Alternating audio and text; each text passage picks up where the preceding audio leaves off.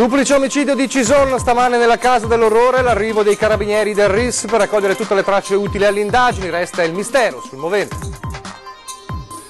Oggi anche l'altro figlio di Loris e Anna Maria, di ritorno dalla Germania, verrà sentito dagli inquirenti, lunedì l'autopsia sui corpi, intanto c'è chi mette una taglia sul killer su Facebook. Delitto 90, il corpo di Isabella potrebbe essere finito nel Mar Adriatico pochi giorni dopo la morte, è uno dei particolari emersi nella motivazione del ricorso in appello dei 3 condannati in primo grado. 4 marzo alle porte, domani le elezioni politiche, un'è aperta dalle 7 alle 23, ecco come evitare errori nel compilare la scheda elettorale. E domani maratona elettorale su Antena 3 a partire dalle 21:15 fino a notte fonda per seguire minuto dopo minuto il giorno del voto. Drammatico schianto nell'area di servizio di Arino di Dolo, furgone finisce contro un camion, 3 feriti.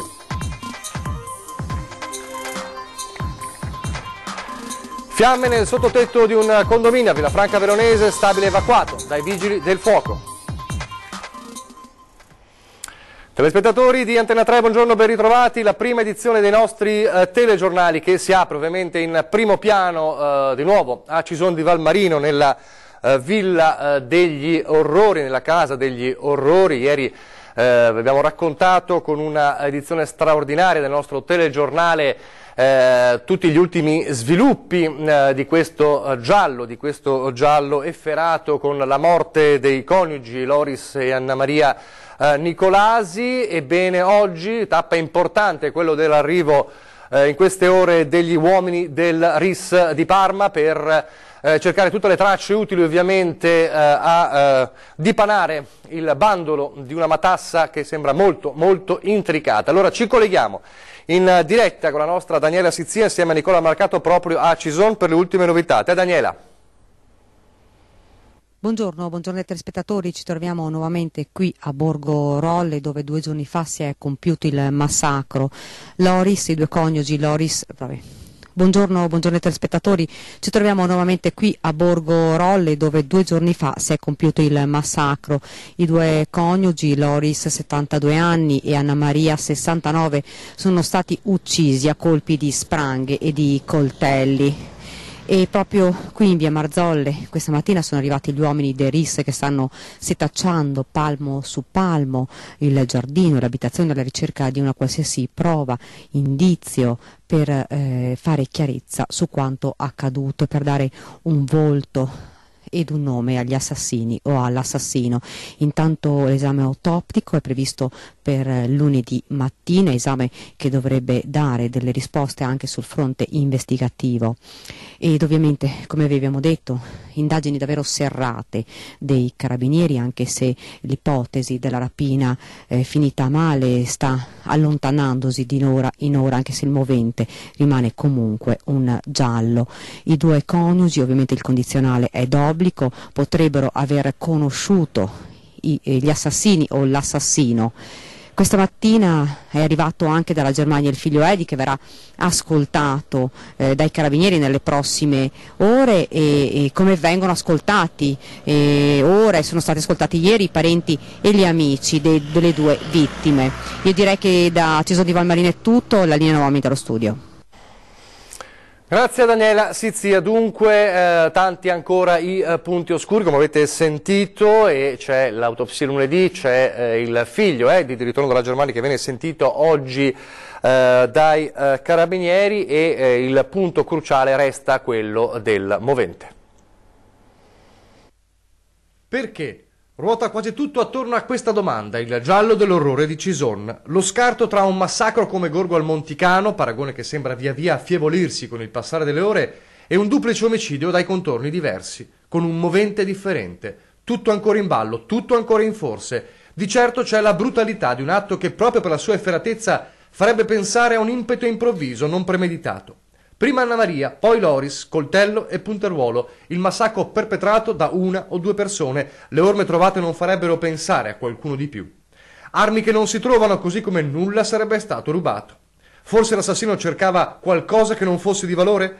Forse non cercava nulla e voleva solo colpire marito e moglie? La coppia conosceva quasi certamente chi li ha trucidati, ma se è vero che a una amica, Anna Maria, aveva confidato le sue paure nello stare in quella casa troppo isolata e bersaglio facile di malviventi, è altrettanto vero che uno dei più cari amici di Loris Nicolasi, Flavio Carretta, lo aveva sentito tranquillo come sempre, pochi giorni prima dell'orrore. Lo conferma lo stesso Carretta, raggiunto ieri al telefono durante la nostra edizione straordinaria del telegiornale. Assolutamente normale, poi siamo stati magari insieme non molto tempo fa in una trattoria qua, assolutamente normale. E l'amico Flavio ribadisce pure come ci fosse ben poco da rubare in quella casa. C'erano oggetti di valore, che lei sappia, qualcosa che poteva trarre? No, era tutto un po' un disordine di loro, non aveva nessun valore, cioè, non ne so dire, stavano mettendo a posto la casa, un po' era abbandonata una parte, ma a casa sua era una casa normale.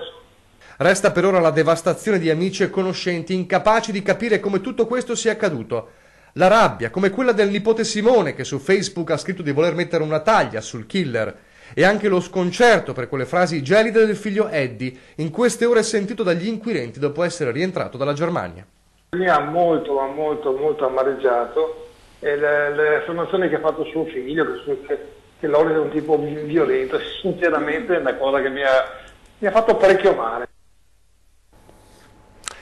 Un altro delitto, un altro giallo, non tanto sui responsabili che in primo grado sono stati condannati quanto sulla fine del corpo della vittima. Parliamo ovviamente del delitto di Isabella Noventa. Ebbene, il corpo di Isabella Noventa potrebbe essere finito nel mare Adriatico. I legali dei 3 condannati per l'omicidio hanno presentato le motivazioni del ricorso in appello e tra i particolari emerge anche questo.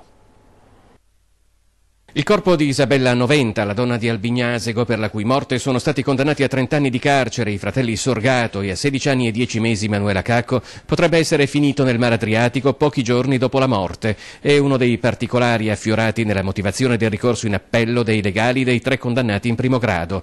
La perizia di parte richiesta dai legali della difesa dimostrerebbe come il corpo mai ritrovato della vittima fosse stato gettato nel Brenta, da dove in circa 2 giorni avrebbe raggiunto il mare, aiutato dal rafforzamento delle correnti grazie anche alle abbondanti piogge di quei giorni. Più in generale, nel ricorso in appello si sostiene che l'omicidio non fosse stato pianificato, ipotesi che modificherebbe il reato a carico di Freddi e Deborah Sorgato in omicidio colposo o preterintenzionale, scagionando Manuela Cacco dall'ipotesi di concorso. Dalla cronaca passiamo alla politica, perché oggi è il giorno del silenzio elettorale, ma possiamo dirvi, domani c'è il 4 marzo, ci sono le urne aperte dalle 7 alle 23 e allora ci sono tanti dubbi su questa legge elettorale, su questa scheda elettorale. Allora vi spieghiamo materialmente come compilare quella scheda elettorale senza fare errori. Vediamo.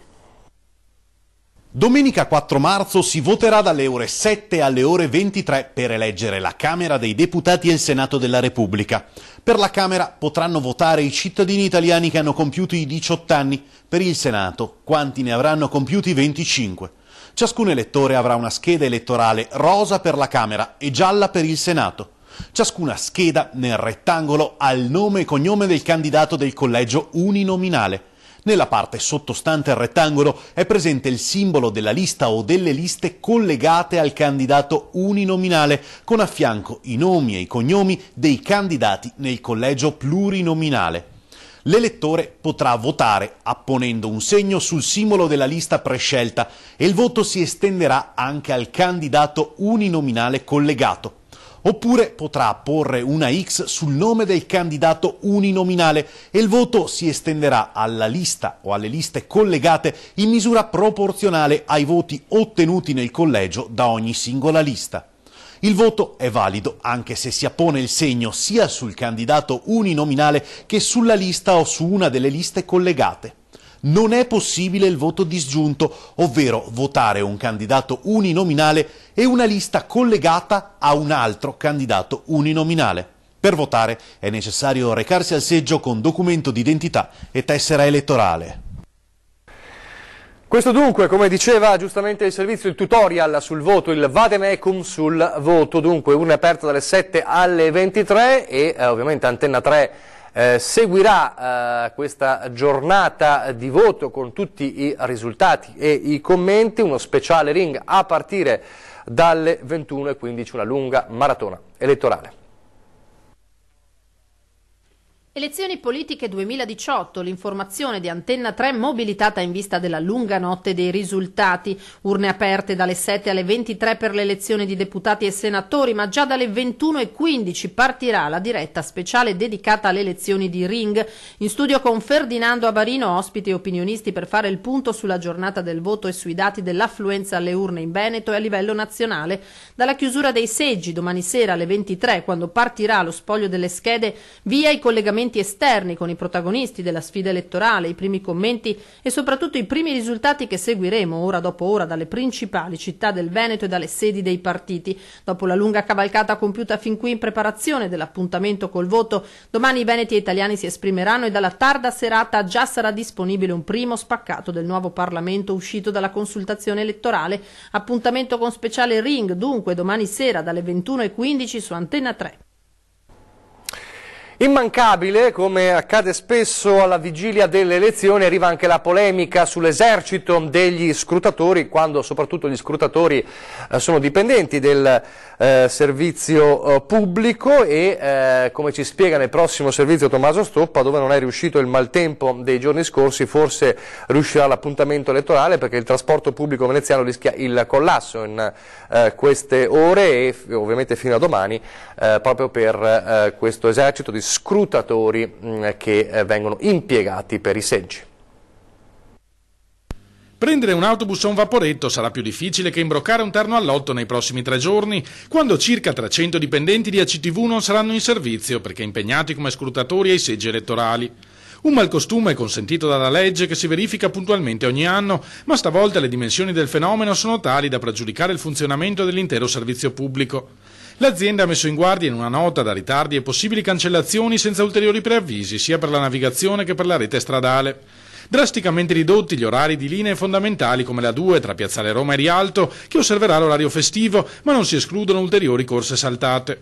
Il tutto per consentire a un piccolo esercito di dipendenti pubblici di arrotondare il loro stipendio di qualche centinaio di euro per poche ore di servizio ai seggi. Questa non è una cosa normale, anzi io glielo darei una bella colpa ai signori sindacalisti, perché non è possibile. È veramente vergognoso perché nella situazione attuale dovrebbero dare questi posti ai giovani, quelli che non hanno lavoro, e bisogna dirlo anche chiaro e tondo che ovviamente dietro ci sono degli interessi politici, voti elettorali, insomma. Purtroppo questo è uno specchio dell'Italia. È permesso, quindi non è un reato e quindi come tanti altri problemi. Se l'impostazione è quella, non c'è niente da fare. Cosa ne penso? Penso che sia un disagio per tutti. Non mi sembra una cosa giusta, assolutamente. Con tanti giovani disoccupati dovrebbe essere riservato agli studenti universitari. I disoccupati non devono lavorare, quelli che hanno lo stipendio devono lavorare. E interrompere un servizio pubblico. È bottata di Eva. Torniamo alla cronaca adesso, e la cronaca ci riporta a Padova, nella zona di Polverara, con un'anziana che è morta in ospedale dopo essere rimasta vittima di una caduta in casa. Una caduta accidentale mentre era sola in casa che si è rivelata fatale. Una novantenne originaria di Polverara è morta all'ospedale di Padova, dove si trovava ricoverata da circa una settimana.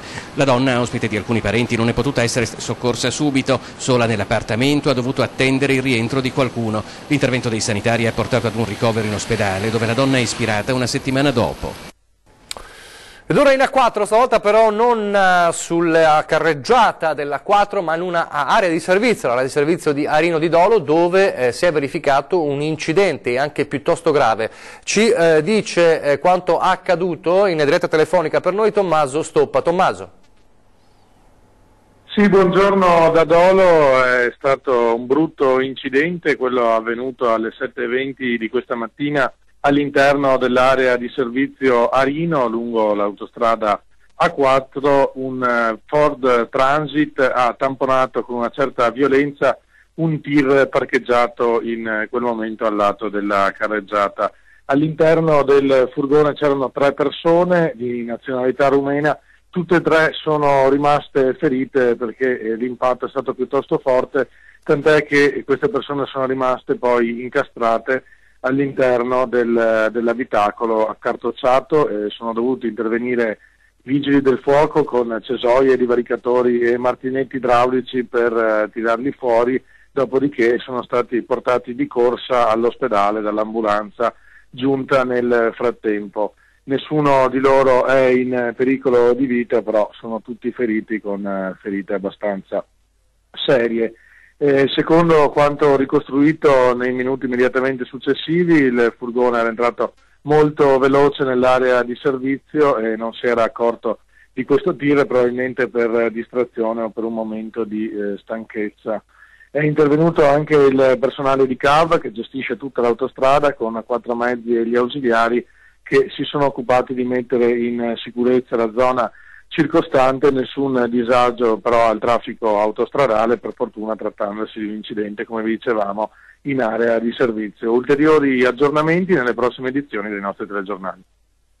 Grazie a Tommaso Stoppa. E ora le immagini dell'incendio che si è sviluppato in un sottotetto di un condominio a Villafranca di Verona alle 4 della scorsa notte in via Garibaldi 51, in un condominio con 16 unità abitative che ha interessato appunto un sottotetto, sviluppandosi poi e progredendo nelle varie zone del condominio, quindi questo ha costretto i vigili del fuoco a far evacuare l'intera struttura per permettere di spegnere l'incendio con l'utilizzo anche di un'autoscala, come vediamo nelle immagini. 2 ore di intervento da parte dei vigili del fuoco e poi tutti gli inquilini del condominio sono stati fatti rientrare in casa perché i vigili del fuoco fortunatamente hanno circoscritto le fiamme proprio al sottotetto.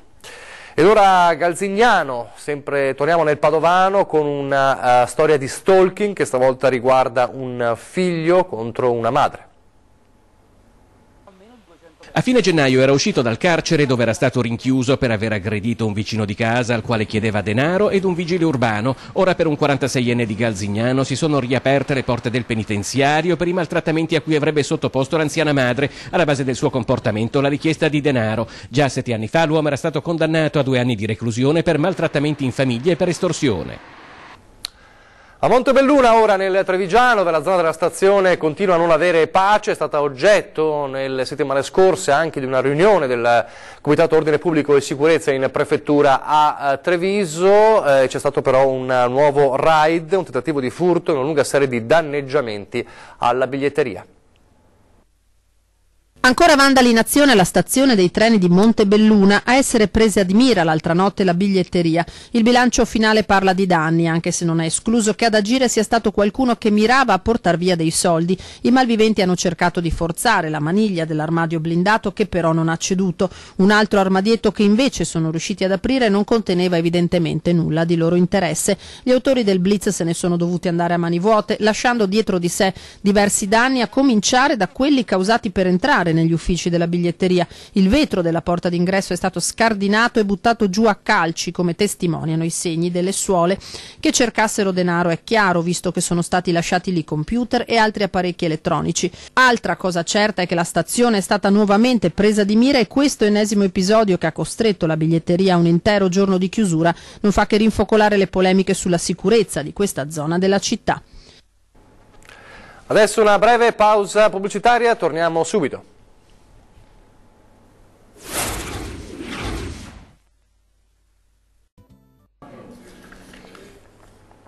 Rieccoci in studio in diretta alla prima edizione dei nostri telegiornali per parlare del freddo siberiano che ha attraversato in questi giorni tutto il Veneto, avendo i suoi effetti. Uno degli effetti che ha portato anche alla protesta di Confartigianato è quello del divieto di circolazione dei mezzi pesanti per il maltempo. Fino adesso c'erano i parcheggi pieni, qualcuno si fermava fuori, cioè quando sapevi che ti dovevi fermare magari trovavi uno spazio prima di restare imbottigliato, però certamente un 30% dei mezzi che si muovono dal Veneto vanno verso l'Emilia e lì restano imbottigliati. Tir partiti dal Veneto e dalla Marca Trevigiana verso il sud Italia, rimasti bloccati lungo le direttrici in attesa di notizie dalle prefetture che in diverse province italiane hanno disposto il divieto di circolazione dei mezzi pesanti in via precauzionale per le condizioni meteo. Noi arriviamo in un certo posto, dopodiché c'è un prefetto che magari ha messo a torto o a ragione, spesso molto in anticipo, l'emergenza e pertanto ti devi fermare o devi fare un giro molto strano per fare qualche magari centinaio di chilometri anziché farne 20-30. Un danno economico pesante, sottolinea Vendrame, che poi evidenzia come invece nella Marca Trevigiana gli autotrasportatori che si sono spostati in provincia non abbiano avuto problemi. In provincia di Treviso, onore al prefetto, hanno fatto una grossa prevenzione.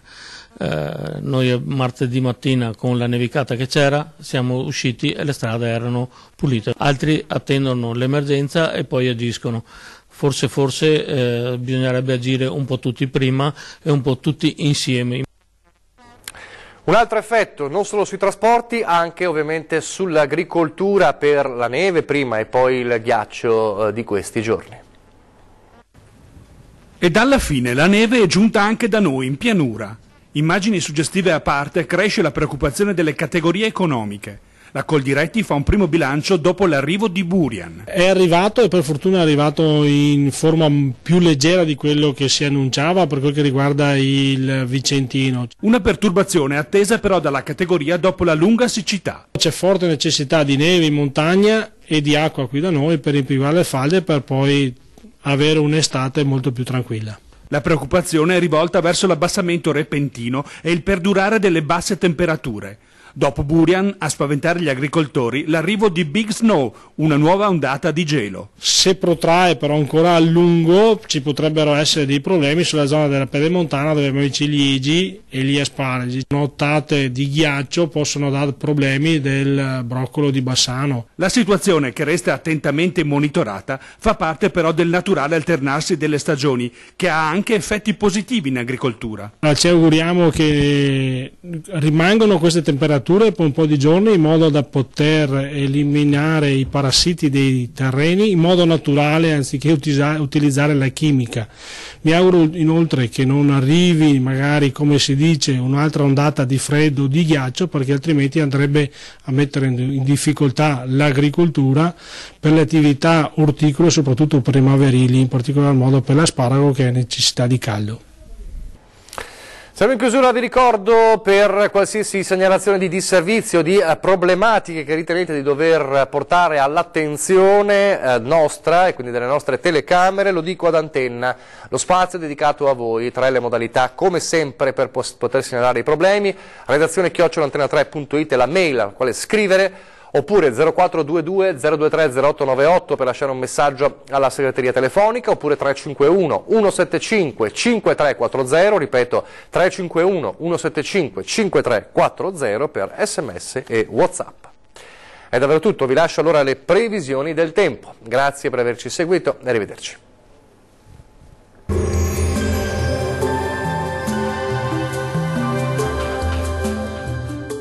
Termoidraulica Susin. Se compri una caldaia, in omaggio il condizionatore. Termoidraulica Susin a 0 branco.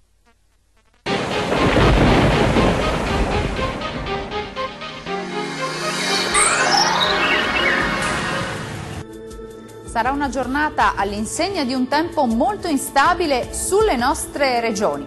Vediamo insieme il dettaglio di sabato 3 marzo.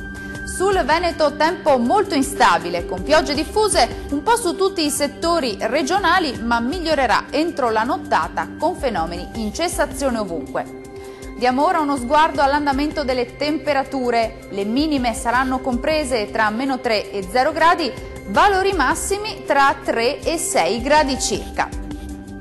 Spostiamoci ora a vedere che tempo farà sul Friuli Venezia Giulia. Nuvoloso ma asciutto al mattino, poi precipitazioni diffuse, ma anche in questo caso migliorerà col passare delle ore.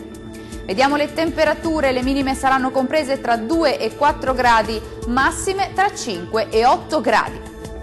Raggiungiamo infine il Trentino Alto Adige. Soleggiato al mattino, poi più nubi con locali piogge e nevicate anche a quote basse. Temperature minime tra 1 e 3 gradi, massime invece comprese tra 8 e 12 gradi circa. Dal meteo di Antenna 3 per ora è tutto. Arrivederci al prossimo aggiornamento.